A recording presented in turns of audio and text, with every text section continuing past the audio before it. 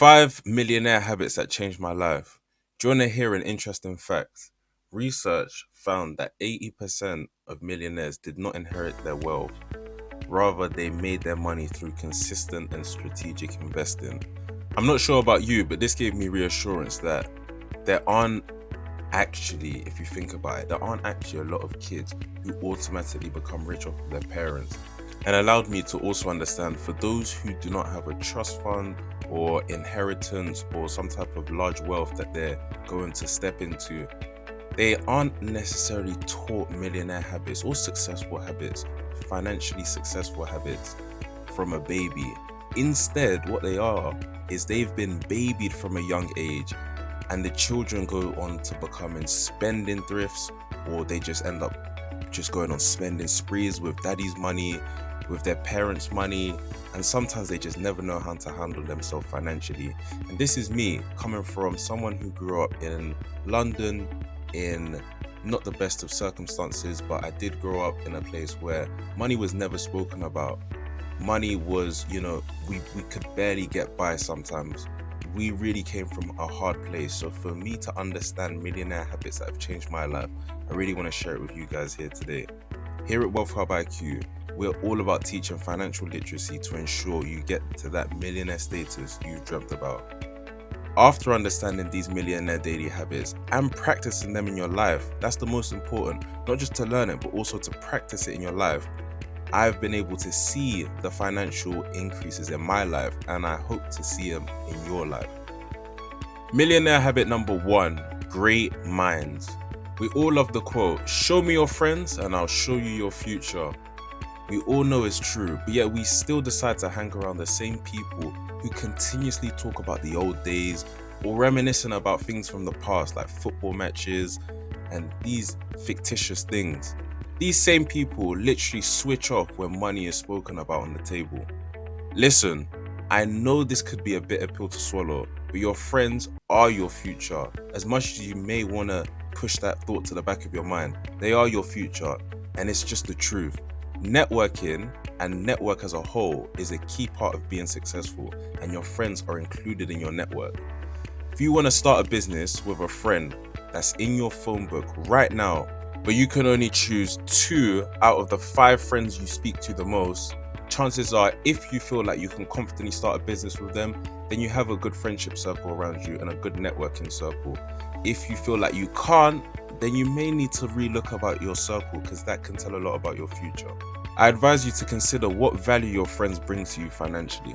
And hey, some people might even say this isn't a good way to look at your friends, but I tell you what, those same people who continuously say that will be the same people who retire at whatever age the government decide to change the retirement age to, with minimal retirement. But you who is watching this video, who actively wants to benefit your situation financially, you have to start asking these questions, because these questions will allow you to look at your financial networking journey with a different lens, a different perspective. Millionaire habit number 2, get out of your comfort zone. If you stick to your comfort zone, you will not find new opportunities. Simple as that. Or explore new business ideas that you are not familiar with. Ultimately, this can cut you back greatly, and this is all because you want to remain in a place in your life that is super comfortable. An old friend of mine said that they wanted to leave their 9 to 5, but they were stuck in their 9 to 5 for a long time. And guess what? They hated every single second of their 9 to 5 job. They were applying to other companies, but because money was coming in every single month, without fail, they would have a backhanded effort at applying with no conviction to every job that they put their application forward to. They were averaging about 2 applications a month, which is pathetic. If you know or understand how bad the job market is, you need to really get yourself out there. When they asked me, and they came to me for advice, so when they asked me what should they do, I simply said, quit today. When your safety net is gone, no paychecks coming in for you, you quickly start to realize how you will prepare for every single interview that comes your way. You will quickly realize that you go from 1 to 2 applications a month, to about 60 applications a month, averaging around 2 a day. You will also pay attention to the job specification and buckle up all around.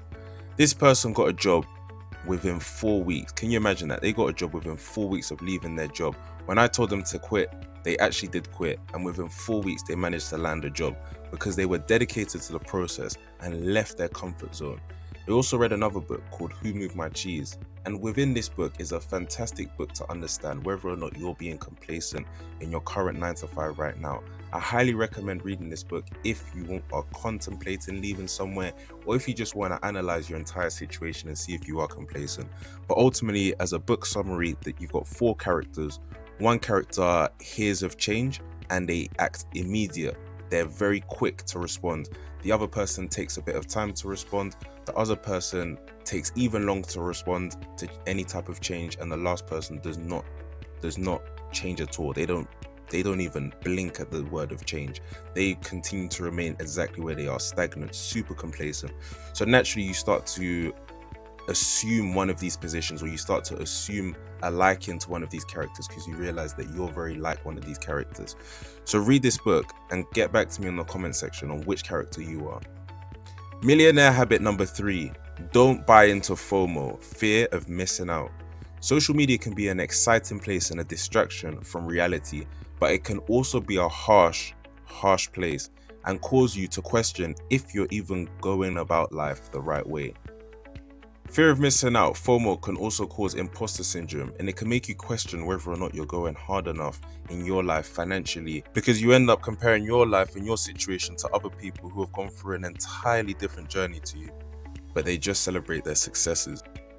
You can go online and start to see the latest Rolexes, Lamborghinis, Ferraris, even the latest properties and more on Instagram and all of these other social media websites.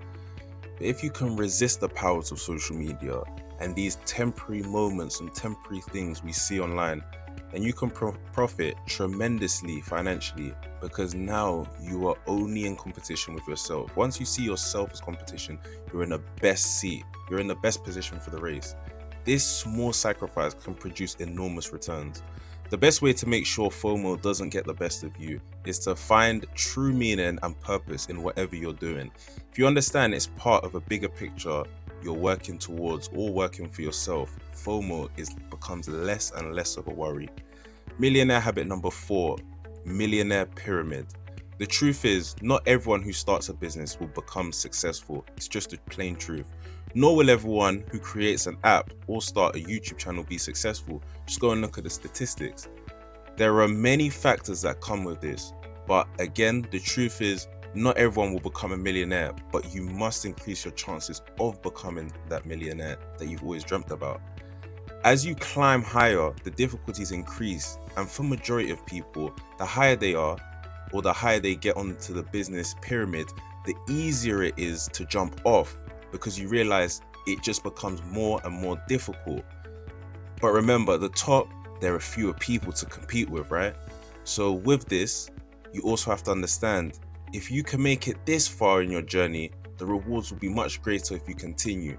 There's a fantastic saying, a quote that I heard from Eric Thompson. He said, if you're already in pain, if you quit now, it will last forever.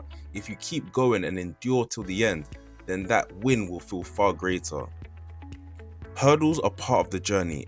Everyone will fail from time to time. If you are not failing, you are not growing. But the question here is, what do you do after you have failed? How quickly do you get back up? Again, we've heard the Rocky quote. It's not about how many times you get up. It's not about how many times you get hit. It's about how many times you get hit and get back up. Something along those lines. You guys can help me in the comment section. This is what differentiates the successful financial millionaires from the rest. Millionaire habit number 5, focus on solutions and not problems. In this world, if you can create solutions for people's problems, you can get rewarded handsomely. That is where your focus needs to be placed. Too many people talk and waffle about the problem and look at the problem without doing a single thing or coming up with a single solution. Millionaires believe every puzzle has a solution and can be figured out, whereas many people focus on why it hasn't worked or why it hasn't been working out and why it won't continue to work. If you analyze your problems, you will realize there is always a solution for everything. And I've got an extra millionaire habit for you. So this is the 6th millionaire habit. And this has come from a lot of research into what millionaires do and how millionaires have been able to cultivate a millionaire mindset that's worked successfully for them. So the sixth is to have a think day. This means step away from social media, friends, and all of that outside noise and focus on what you need to. Whether that's learning a new skill, that could be creating a solution, solving some type of puzzle, or even just reading a book, you name it. If you can think independently away from all distractions that will provide an invaluable skill to you, millionaires tend to have their quiet zone that they can hibernate in and just be creative. Sometimes we are so caught up in the grind, we just forget to even take a breath. We forget to take a breath of fresh air and step back and say, where am I going and how can I get there in the most efficient way? Or not work harder, but instead work smarter. Check out this video on the 8 things the middle class thinks are assets, but really are not assets, are liabilities.